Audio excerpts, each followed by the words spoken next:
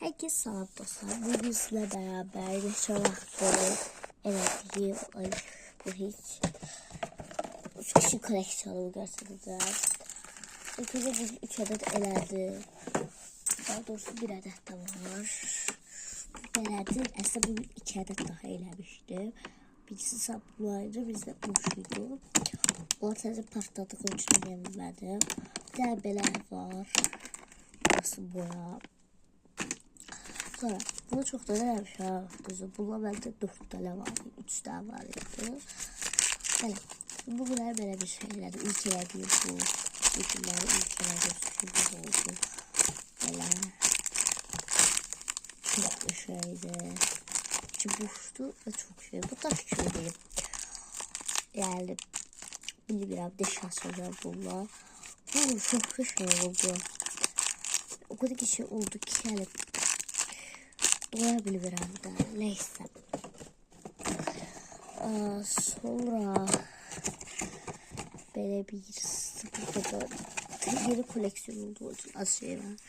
Böyle bir açık şey var. Bu mektepler böyle olarak çıktım. Bu mektebin koleksiyonu veriyor. O okuluktu. Böyle bir sıkıntı var. İçinde çok azdı. Dışarıda az daha şey. O çok bir şeydi. Şöyle yapayım. O çok azdı içinde. Böyle bir var. Çok bir şey var. Sonra böyle var. Bu da dostum eliyim. Bu da şimdi içinde ne olduğunu merak ediyorum. Gerçekten merak ediyorum. Bilgiler şey var şimdi. Sonra böyle birazcık şu an bu da taş şimdi. Bu da dışarı açacağım. Ve sonra teze bugünleri yine tezelediğim bir balcı çıkışı var. Böyle bir balcı çıkışı da. Kutuyu yerleştirdim.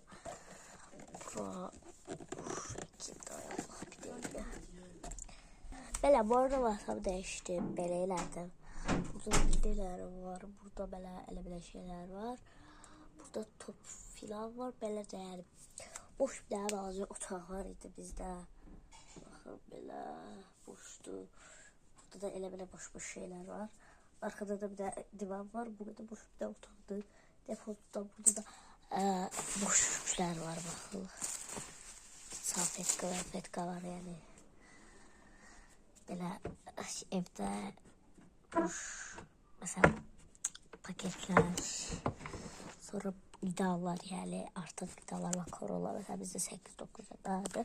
Alıp kuyruk kaderi var. Sonra böyle çaşkalar, başkalar.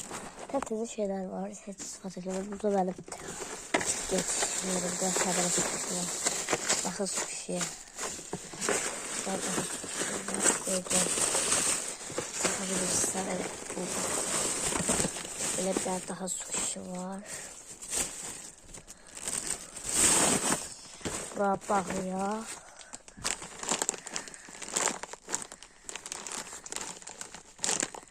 Çok da şeydi.